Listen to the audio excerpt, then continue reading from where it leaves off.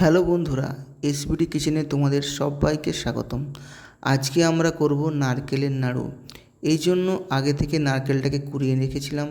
তারপরে এর সাথে অ্যাড করলাম কিছু চিনি, মোটামুটি 300 থেকে 400 গ্রামের মতো চিনি।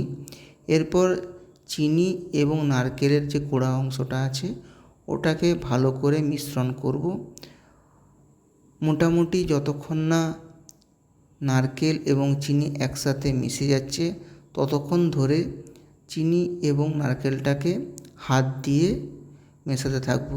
যখন দেখব নারকেল এবং চিনি মোটামুটি মিশে গেছে, বলতে গেলে নারকেলটা যখন নরম হয়ে আসছে তার মানে বুঝে যাব যে চিনি এবং নারকেলটা মোটামুটি মিশে গেছে। এরপরে গ্যাস জ্বালিয়ে নারকেলটাকে হালকা ফ্লেমে আস্তে আস্তে নাড়তে থাকব যতক্ষণ না পর্যন্ত চিনি এবং নারকেলের একটা চিটচিটে অংশ তৈরি হচ্ছে। দেখুন কীভাবে নাড়ছি এবং আস্তে আস্তে নারকেলের গায়ের রঙটা হলুদ হয়ে আসবে এবং তারপরে লাল হয়ে যাবে। মোটামুটি অনেকক্ষণই নাড়তে হবে, ভালো করে নাড়তে হবে যাতে না কড়াইতে নারকেল আর চিনি লেগে যায়।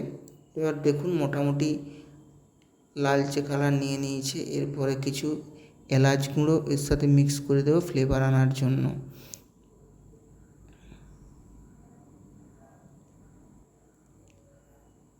দেখুন কীভাবে নারকেল আর চিনির মিশ্রণটা কড়া পাকের মতো হয়ে গেছে।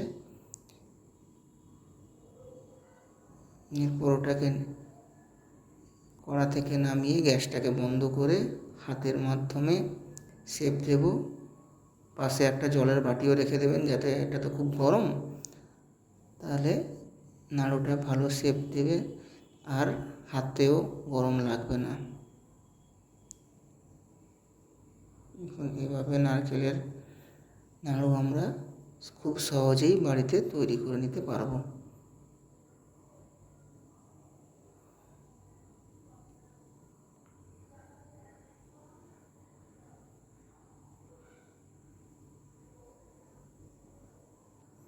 এভাবে আমাদের নারকেল নাড়ু প্রায়